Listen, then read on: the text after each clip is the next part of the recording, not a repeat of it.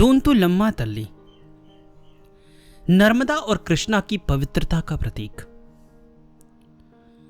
दोंतुलम्मा तल्ली एक महान योगिनी थी जिन्होंने नर्मदा नदी के तट पर जन्म लिया और कृष्णा नदी के तट पर निवास किया। उन्होंने इन दोनों नदियों की पवित्रता को बंदरों के लोगों और अपने भक्तों के बीच बांटा। वे 65 वर्षों तक बंदरों में रही और 1932 में अपना शरीर त्याग दिया।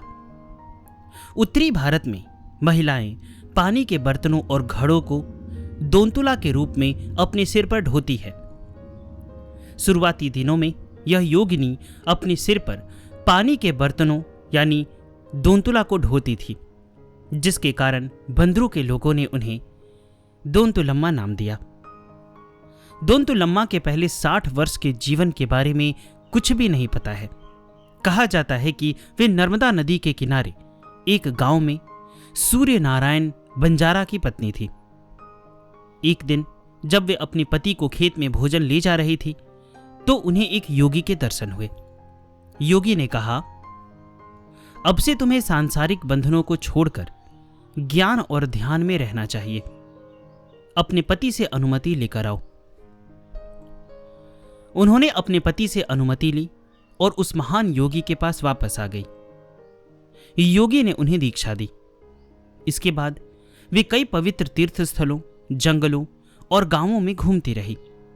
अंत में वे कुछ समय श्रीशैलम में रही और फिर बंदरू आकर बस गई। कुछ समय बाद वे एक अवधूत बन गई और सड़कों पर घूमती रही। जो भी कोई उन्हें कुछ देता था उसे खा लेती थी और लगातार ध्यान में रहती थी। उनके पास फटे हुए कपड़ों की एक गठरी थी जो उनका तकिया और जमीन उनका बिस्तर था। शुरुआत में वे बंदरों में कुम्हारों की गली में रहती थी।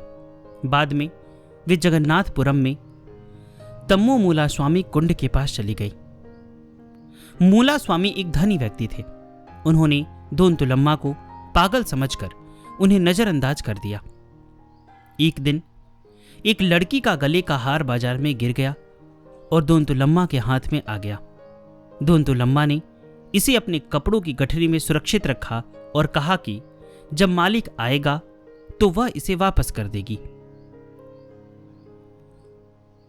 मूला स्वामी ने उस हार को अपने लिए मांगा, लेकिन दोंतुलम्मा ने उसे देने से मना कर दिया।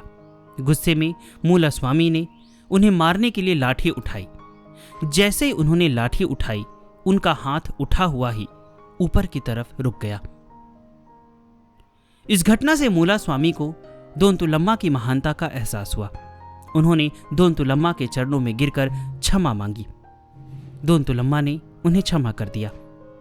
उस दिन से मूला स्वामी कुंड दोंतुलम्मा का निवास स्थान बन गया। 3 धनी देवांगु बुनकर जो चलपल्ली के रहने वाले थे, व्यापार के लिए बंदरू आए थे।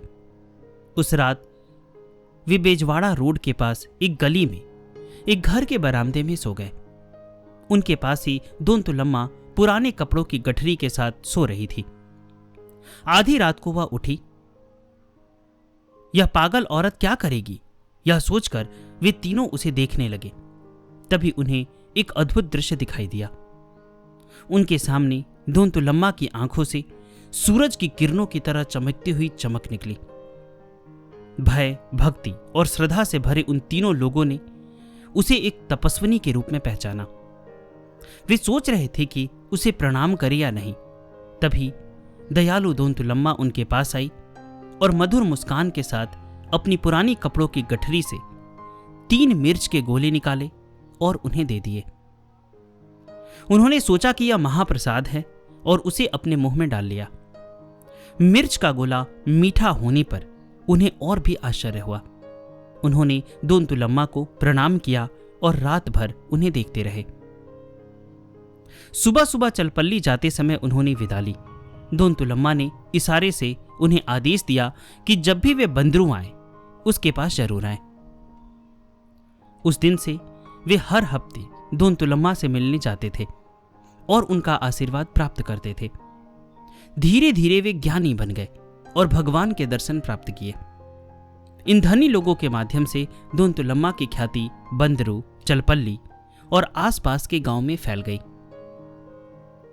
मंगलगिरी से आकर बंदरू में बसने वाले पेरैया पहले भक्त थे जिन्होंने दोंतुलम्मा के प्रसाद की महिमा को पहचाना।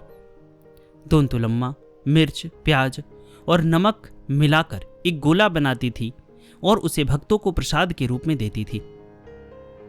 पेरैया को दिया गया वह प्रसाद अद्भुत स्वाद का था। उस स्वाद को पहचानने के बाद पेरैया दोंतुलम्मा के भक्त बन गए और आत्मज्ञान के स्वाद की ओर बढ़ने लगे। विधवा सुबम्मा, जो सोने के गहने बनाकर अपना पेट भरती थी, जब उसकी दत्तक पुत्री की मृत्यु हो गई तो वह दुख से अभिभूत होकर दोंतुलम्मा के दर्शन करने गई। मंडर गब्बों पर बैठे दोंतुलम्मा को देखकर वह चकित रह गई। दोंतुलम्मा के महिमा को पहले से ही जानने वाली सुबम्मा ने इसे अपना परीक्षण समझा और उनका शरणार्थी बन गई। दोंतुलम्मा ने उसे वैराग्य का उपदेश दिया और उसे अपना घर छोड़कर आश्रम में आने का आदेश दिया। सुबम्मा ने ऐसा ही किया और दोंतुलम्मा के पास चली गई। दोंतुलम्मा ने उसे 1 वर्ष तक परीक्षण किया और वे मूरी अचय हवलदार द्वारा उसे उपदेश दिया। सुबम्मा ने अपना जीवन दोंतुलम्मा की सेवा में बिताया और धन्य हो गई। कई भक्तों और जिज्ञासुओं ने दोंतुलम्मा की सेवा की और कृतज्ञता प्राप्त की।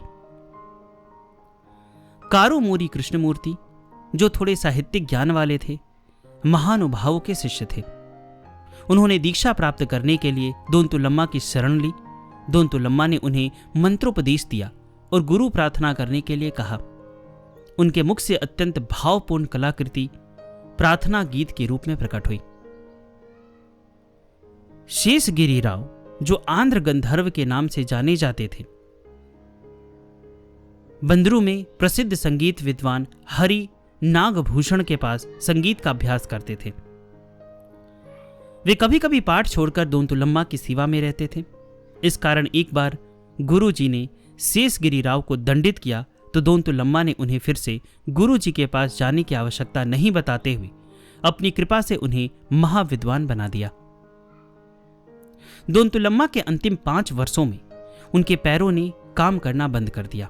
अंतिम वर्ष में वे बिस्तर पर रही। सिद्धि प्राप्त करने के लिए वे कुछ समय समाधि में रही। उस स्थिति में बूढ़े, युवा, विद्यार्थी और विभिन्न जातियों के लोग दूर दूर से आकर फल और फूल अर्पित करते थे।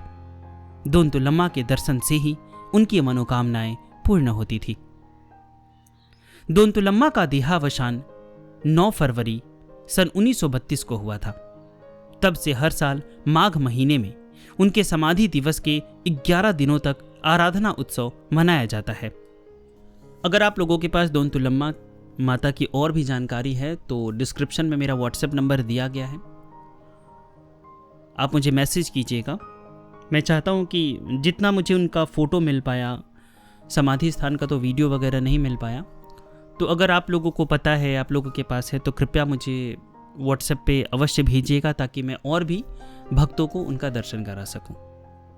और कोई भी सिद्ध संत की समाधि आपके घर के आसपास है और तो आप चाहें तो आप मुझे उनके बारे में बता सकते हैं। अगर आपके पास पर्याप्त जानकारी हो या फिर आप पर्याप्त जानकारी कहीं से इकट्ठी कर सकते हैं या आपके पास कोई सिद्ध संत की लिखित पुस्तक हो तो व्हाट्सएप पे आप मुझे मैसेज कर सकते हैं। मैं चाहूँगा कि आप उसे मुझसे शेयर करें और मैं सभी भक्तों के साथ उसे शेयर करूँगा। बहुत बहुत धन्यवाद।